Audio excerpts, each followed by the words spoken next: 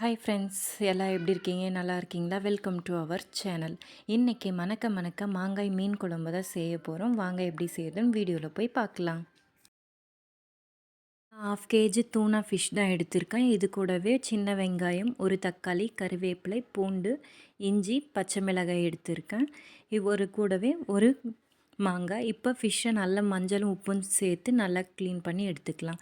இப்போ வெங்காயம், மாங்காய், அது கூடவே தக்காளி, பச்சை மிளகாய், பூண்டு, இஞ்சி எல்லாத்தையுமே சின்ன சின்னதாக கட் பண்ணி எடுத்துக்கலாம்.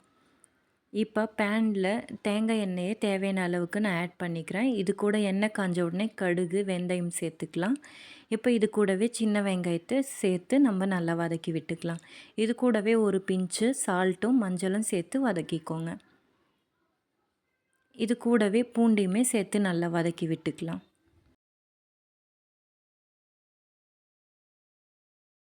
இது கூட இப்போ நம்ம நீல வாக்கில் கட் பண்ணி வச்சுருக்கிற ஒரு பச்சை மிளகாயுமே சேர்த்துக்கலாம்.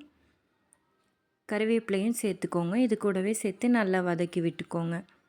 லைட்டாக கோல்டன் கலர் ஆகிற வரையும் வெங்காயத்தை நல்லா வதக்கி விட்டுக்கோங்க.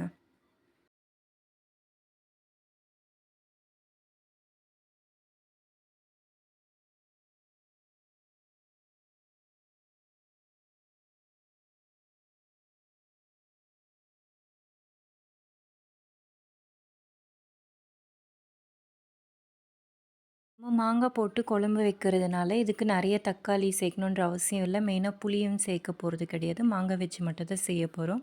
இப்போ வெங்காயமே வதங்கிடுச்சு. இப்போ இது கூட நம்ம சின்ன சின்னதாக கட் பண்ணி வச்சுருக்கிற தக்காளியுமே சேர்த்து நல்லா வதக்கி விட்டுக்கலாம்.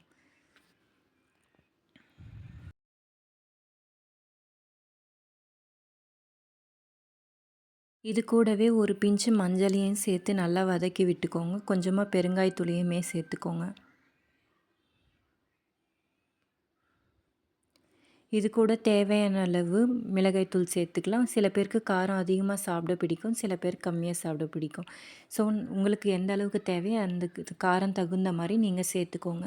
நான் 1 டீஸ்பூன் காஷ்மீரி சில்லி பவுடரும் வீட்டில் அரைச்ச மிளகாய்த்தூள் ஒரு 2 ஸ்பூனையுமே சேர்த்து நல்லா வதக்கி விட்டுருக்கேன்.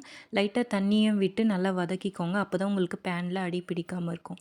இப்போ நல்லா வதங்கி உங்களுக்கு எண்ணெயும் லைட்டாக பிரிஞ்சு வரும். இந்த நேரத்தில் நீங்கள் உங்கள் வீட்டில் அரைச்ச மீன் மசாலாவோ இல்லை கடையில் வாங்கின மீன் மசாலையோ சேர்த்து பச்சை வாசனை போகிற வரையும் நல்லா வதக்கி விட்டுட்டு இப்போ தேவையான அளவு தண்ணியுமே சேர்த்துட்டு நல்லா கொதிக்க விட்டுக்கலாம்.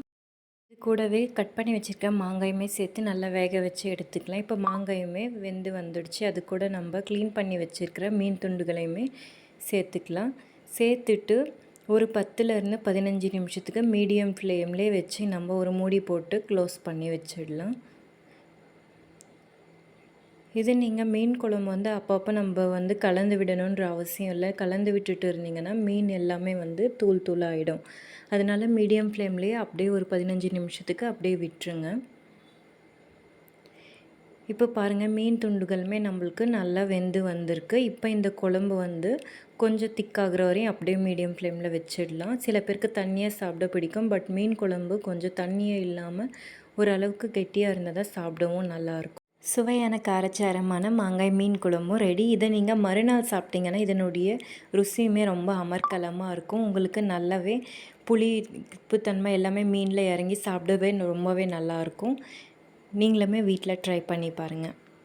இந்த வீடியோ உங்களுக்கு பிடிச்சிருந்தால் லைக் பண்ணுங்கள், ஷேர் பண்ணுங்கள். மறக்காமல் நம்மளுடைய சேனலை சப்ஸ்கிரைப் பண்ணுங்கள். வேறு ஒரு வீடியோவில் பார்க்கலாம். பாய்.